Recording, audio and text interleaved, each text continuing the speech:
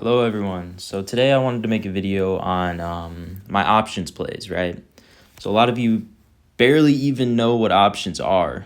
That's understandable. It's pretty confusing. Let's take a look at one of the options plays that I'm in right now.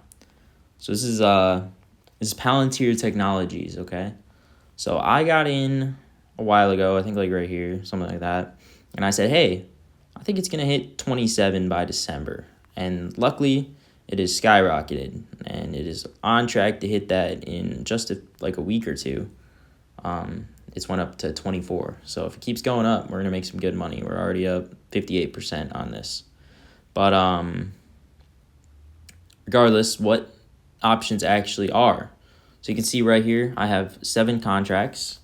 The current price of the contracts is $284. My average cost is $178. So that means that if you multiply the average cost by 100, you have $178. So that's the average cost of each of my contracts, right? $178. And I have 7 of them. So you can see like you multiply that together and you get whatever that is. And then if you take the current price, $2.85, and you multiply that by 100, that's $285. So if you subtract 178 from 285, you get almost 100. So that means I've made roughly $700 of profit. Okay, a little bit, not as much, but almost $700. And you can see that here from the total return. It's actually more because it's not roughly 700, it's a little over. But that's kind of how the average cost works and how the current price affects it. So, and then we also have the Greeks down here, which is delta, gamma, theta, vega, and rho, which I'm not actually going to talk about in this video. It's a little confusing, I'm not going to lie. The Greeks are a little confusing. The most important one is delta. You can do some research on your own to figure out what that is. But let's say I want to actually get an options contract, okay? So if we look in my Discord, I post all of my plays. I post how I did. I post what I'm doing, what I made. So you can see right here, I showed you the format. So I'm going to post it as PLTR, $27, C, 1.78. So let's break this down a little bit. I'm also going to put their expiration date. I forgot to put that. Usually it's going to be the same day because that's usually what I trade.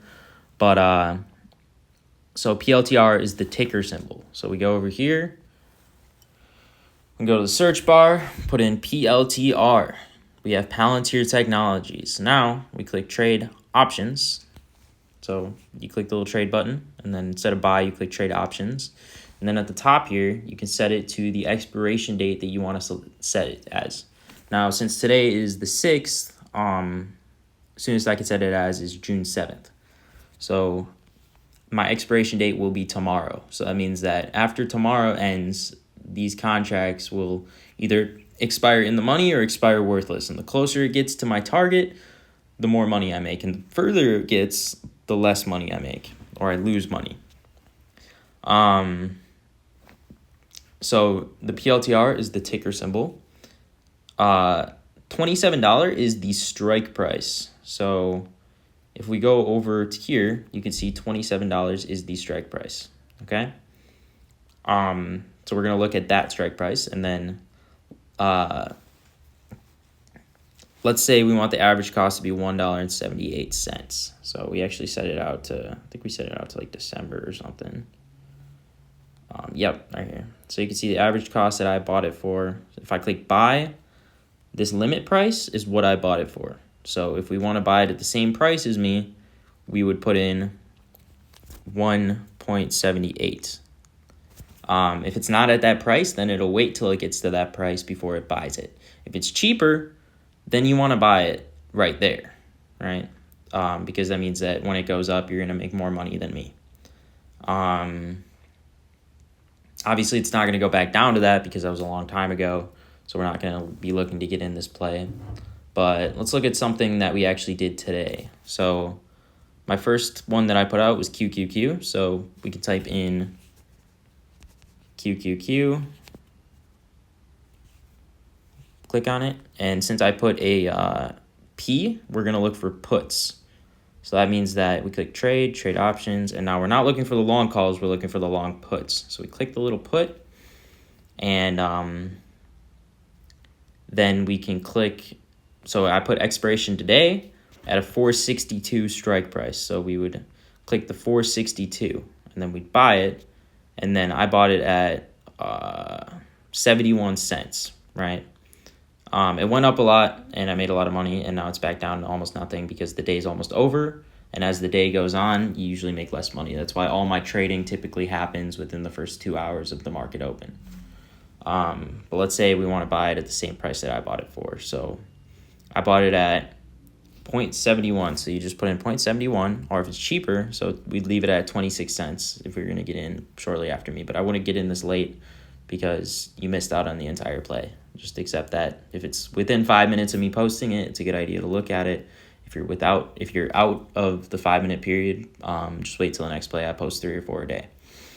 And then here, you can see, or let me go back to the contract. So let's say that we want to buy 5 contracts. Since it's 24 cents a contract, we can multiply that by 100, and it's $125. Now, if I want to buy 1 contract, you multiply it by 100, so it's $24, right? So each contract is going to cost you $24. If it goes up to 25 cents, then you're going to make $1. Does that kind of make sense? I hope so. Let's say I want to buy 10 contracts. That's going to cost me $230 because it's 23 cents a contract. So what I'll do is I'll usually start small, like 5 contracts. Whatever your risk level is. If you have $500 to spend, you might get maybe 5 contracts, right? The reason that we don't want to go heavy is because if it goes against us, we can lose a lot. So you can see right here, I updated you 17% profit. Then we were at 20% profit. And then I said, get ready to trim if you have multiple contracts.